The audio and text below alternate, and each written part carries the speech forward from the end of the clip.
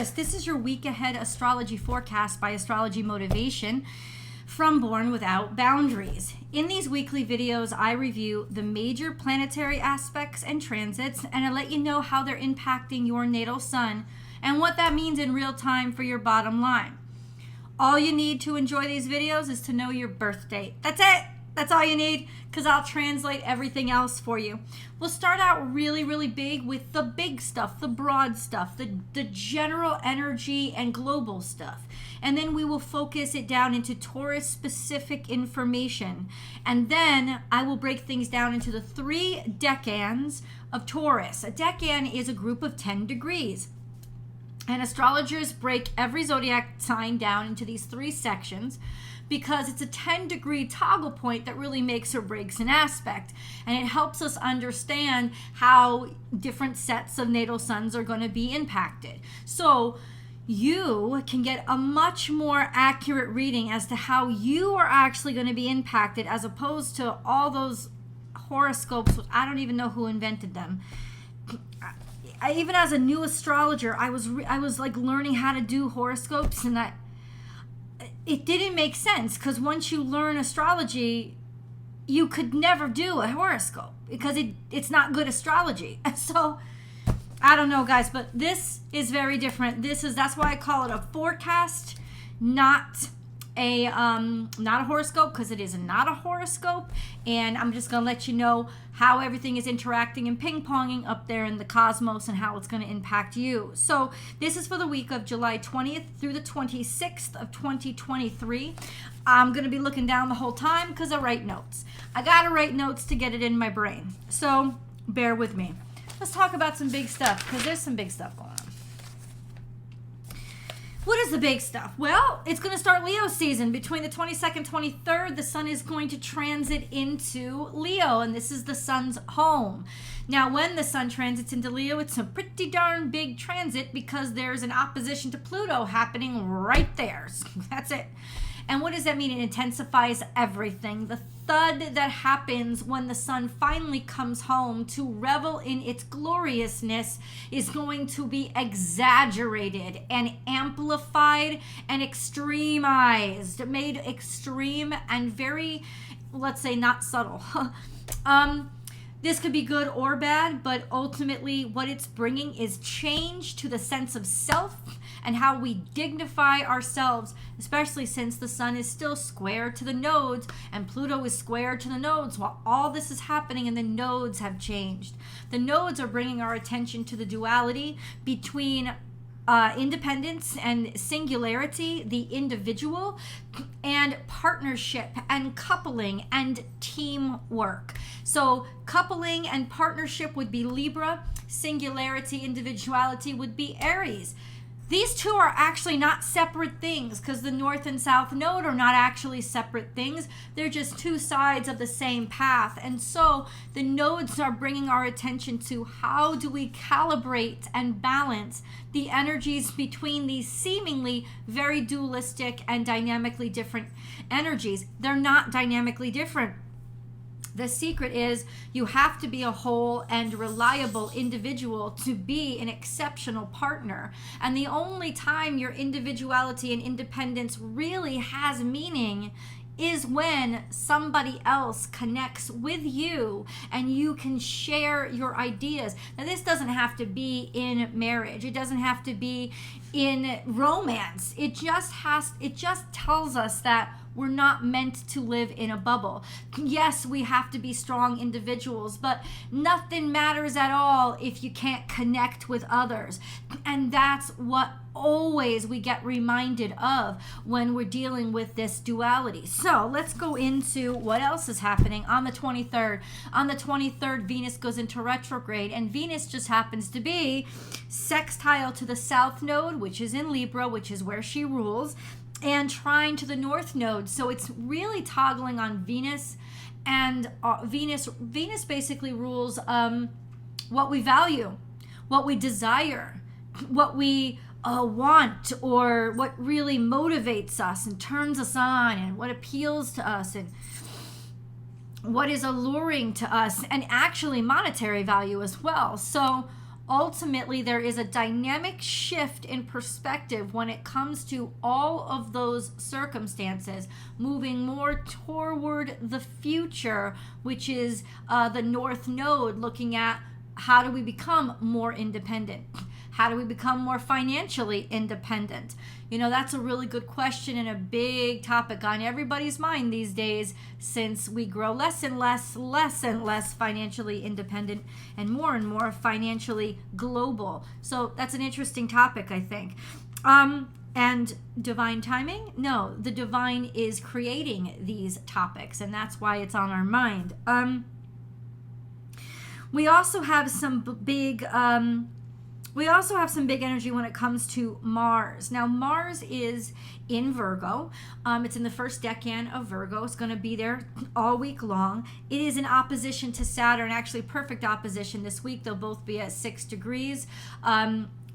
This is a tough aspect, right? Especially since Saturn, we talked about this last week, is semi-square to Chiron. That could just make all these obstacles and restrictions feel like we're never going to be good enough. We're never going to be able to obtain anything. So why even try? But then Jupiter comes and trines Mars and says, why try?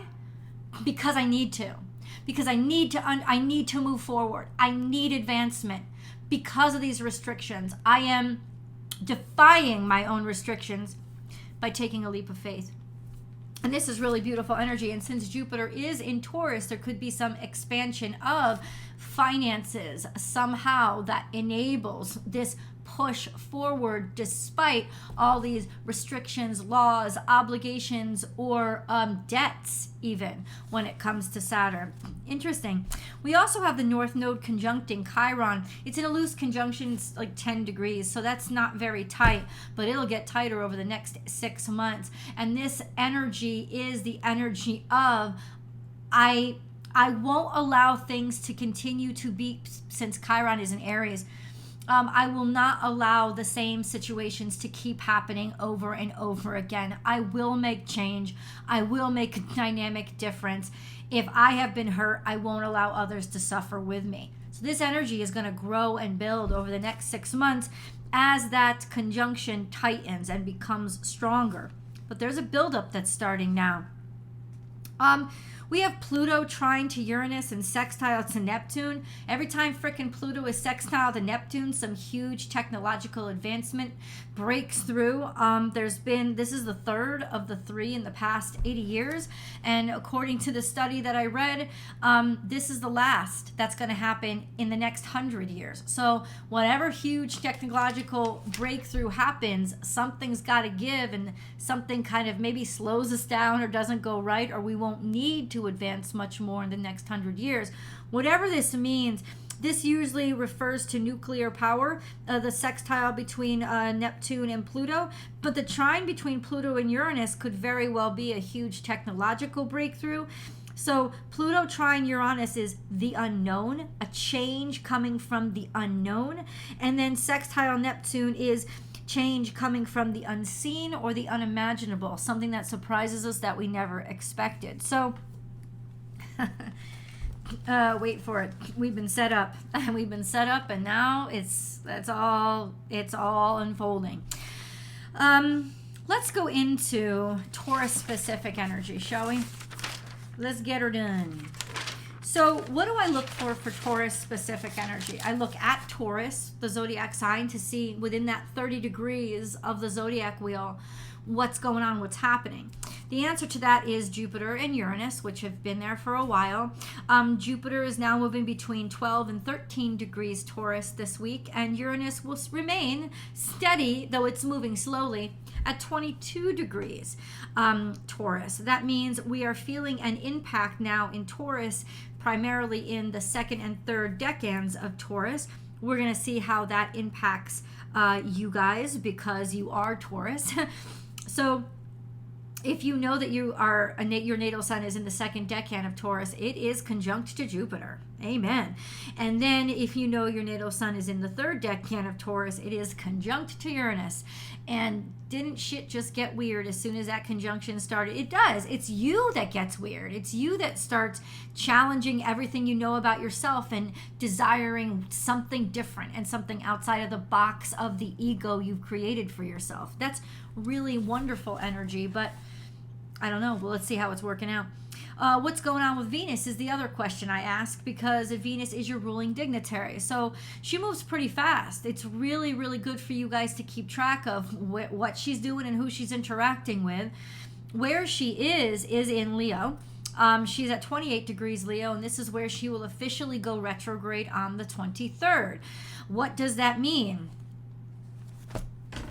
Retrogrades are the slowing down of the energy of review and reflection. So it's not good to push anything, but it is good to allow the flow to bring to you what needs to be brought to you. And since Venus rules finances, this could be uncovering financial struggles or uncovering financial opportunities. This could also mean reevaluating your value systems in general to see, why do I desire the things that I want, and do the things that I want me, and are my priorities really straight? This is a great time to ask yourself those questions. By the 23rd, Venus will also be in a loose conjunction to Mercury, which will intensify throughout the rest of the week. She is trine to the North Node, which means there is this sort of optimistic sense of, I've got to make changes or find a bigger challenge myself with partnership, challenge myself with giving value to others. And then we also have the South Node, which is in Libra. Venus is going to be a sextile to the South Node, which is very much what is easy for me to love, or what are the aspects about who I am that are easiest for me to love and be comfortable with and confident with, maybe even some blessings or attractiveness that you have taken into this world, and like appreciating them and owning them and figuring out if there's any opportunities that can come from them. Venus is square to Uranus, and that's very it's challenging energy, I guess is the best word. I know challenge is the word that we use for squares anyway, but Venus square Uranus is kind of getting that itch under the skin, especially in your partnerships. I want my independence. I want it, not necessarily I want to break up, but I need my independence. I really value my independence, and I may even be attracted to things or desire things that I don't normally desire, that are kind of supercharging me. The complication is that Venus is also quincunx to Neptune, so some of these desires could be just straight up fantasy.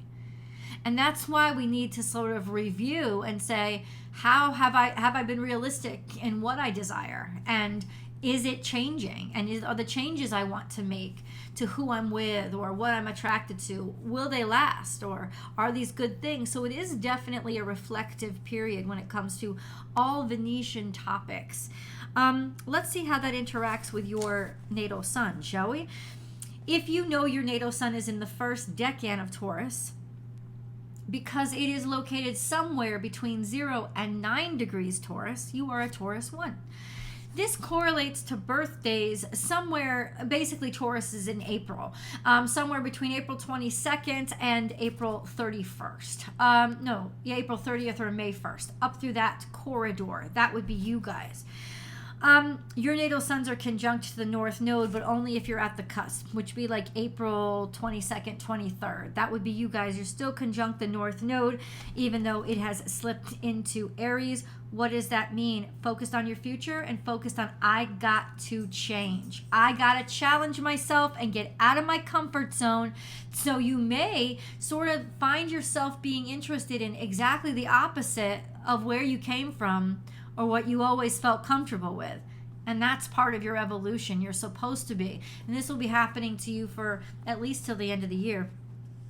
Your natal suns are also sextile to Saturn, which means huge opportunities when it comes to your work, your business, your career, anything that you're creating or building out into the world. Beautiful energy to take leadership and define circumstances and situations, or be asked to be the definer. Really, really great for growing up, maturing, as well as creating success in your life. You have a long-term square to Pluto, which makes you pretty darn formidable, as well as a square to the sun right now, which also challenges your ego. Lots of challenges to your ego this week. Lots of breakthroughs and breakdowns and changes to how you see yourself and how you want to see yourself in the future. Opportunities could open up that surprise you, or things that you're interested in doing that you never had done before. That's good. Allow yourself to expand and grow. With a square to the sun between your natal sun, there could be some confidence issues this week. That square will really click into place around the 23rd of this week. So note that. I think it's more just really like wanting to take charge and make a difference. You'll also be experiencing a trine to Mars this week. Now, Mars is more shifting toward the end of the third decan of Virgo, but still, it's moving between, I think, 6 and 8 degrees Virgo this week. So your natal suns are going to be trine to Mars, and that is a very beautiful energy of flow, of go with the flow, of knowing just what to do, even healing to the point of any kind of physical injuries. This is beautiful energy for. If you are at the very cusp between Taurus and Aries, your natal suns are also trine to Venus. Only the cuspers, so that would be like April 22nd, 23rd. Your natal suns are going to be trine to Venus as well, which also means just a beautiful energy, just beautiful, people finding you attractive, being extra desirable, also being extra romantic, maybe even a flow of money or resolving financial issues. The retrograde for you guys would actually help you reflect on really knowing your own personal sense of beauty, but also to really see the beauty in others around you and take on and gain some sort of harmony or healing when it comes to any kind of financial issues or issues with your body or any kind of actions you've taken. There's just a natural flow, especially to your sensuality. Sexuality should be really good for you cuspers, really good energy for your relationships. But for all of you, kind of just a natural flow and attractiveness towards you this week. We move on to Taurus 2s. Now, if you know your natal suns are between 10 and 19 degrees Taurus, you are a Taurus 2. This correlates to birthdays between, say, May 1st through the 10th. That's sort of what the time, the birth date span is. If you're born or between the 1st and the 4th of May, your natal suns are going to be trine to Mars all week. But as Mars moves closer toward the second decan of Virgo, because Jupiter is only 12 degrees, moving between 12 and 13 degrees, it is technically going to be in a 5-degree trine to the beginning of Taurus 1. So Taurus 2, I'm sorry. So especially those of you born, say, between the 1st and the 5th, you're going to really feel the impact of the trine to Mars, between the impact of Mars trine Jupiter. Now Mars, because Jupiter is conjunct your natal sun, Mars trine Jupiter means this: a blessing toward any action you take this week. So definitely take the chance, take the opportunity, and get at it, because there is beautiful fortune that opens up under this aspect, and your natal suns are conjunct to it. So please, please, please take action, move things forward, go ahead and make your progress, because it will end up very fortuitous for you. FYI, you also have a semi-square to Neptune, which means there could be a little bit confusion or a little bit of grogginess. There could also be an easy distraction, but since this is something that's long-term, I don't think it's going to be anything that actually surprises you. the conjunction to Jupiter, it just could make you a little bit extra optimistic, to be honest with you, this week. So enjoy it. The actual trine between Mars and Jupiter begins on the 22nd of this week. So even though your natal suns even though your natal suns will, if your birthdays are between the 1st and the 4th, will start to feel this trine to Mars earlier on, the actual trine between Jupiter and Mars doesn't start until the 22nd. But I guess what I'm saying is by the 22nd and on, this could be a very fortunate and lucky week for you.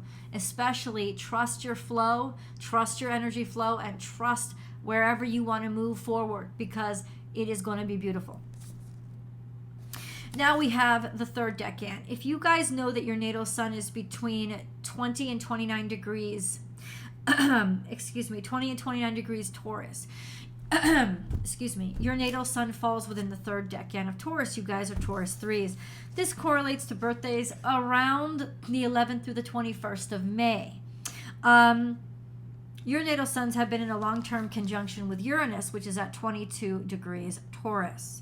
It is also sextile to the sun right now through the 23rd, which means discovering your oddities, embracing them, and even in some ways finding opportunities because you've stepped outside the box and were really able to figure things out. Could even be finding opportunities through tech, like big tech and real technological advancements. You do have a square to Venus and a square to Mercury because they will be conjunct by the 22nd. This is tough energy. This is real tough energy because there is because it means that you won't have that fluency. You won't have that grace. You could be extra clumsy. You won't have a good hair day at all this week. Your words won't come out correctly. Not that people won't believe you, but you'll stumble. It'll be sloppy. It won't be attractive. Communications could be challenging communications that come in, or just challenging to communicate at all. So this is not the best week for you to present yourself to anybody important, to write any important letters or paperwork, to make any aesthetic changes to anything at all, because something will go haywire. This could also be a very tense time when it comes to relationships, without not knowing what to say to somebody, or stumbling over your own tongue. This is dynamically different to what Taurus 1s are experiencing. So this is why there's so much importance on this kind of astrology breakdown. So just so you know, that's going to start by the 22nd. So you'll even start feeling the energy on the 20th, to be honest with you. It's tough energy. It won't last forever with Mercury, but the square to Venus is going to last for a long time because she's in retrograde, and she's going to be square to you guys for a while. So I don't know how many weeks, but for a while, not for the rest of this year. She's only retrograde for, I think, 40 days, but ultimately this square is going to be longer than it normally would if she wasn't in retrograde. So watch when it comes to financial challenges, especially. Squares want to help you, and they want to release energy, but they want to teach you something. So the challenges that are coming up for you guys now are to help you improve in the long term, but they're going to be real frustrating. FYI. Your natal suns are trine to the moon on the 22nd, so at least that is kind of a soothing energy and kind of a peaceful, quiet energy. You could feel more rested or more fulfilled on this day, so that's actually really nice. That will pass relatively quickly, but at least that helps us out a bit. And then there's a long-term trine to Pluto, which means there is definite changes that are happening to make you expand, to make you shift into something better than you are now. And that's over the next couple of years. So this square with Venus could really be part of that challenge in order to get rid of the toxins, get rid of whatever was infecting or dissecting your life, help you realize it, and then improve upon it, especially when it comes to Venus, finances, and your intimate partnerships. Just an FYI. You let me know in the comments below how this energy is impacting you guys. Please don't forget to subscribe to this channel and ring that notification bell so that you can watch these videos as soon as I upload them. Then come on over to Born Without Boundaries Tarot for your week ahead tarot card reading. I love you guys. Talk to you soon.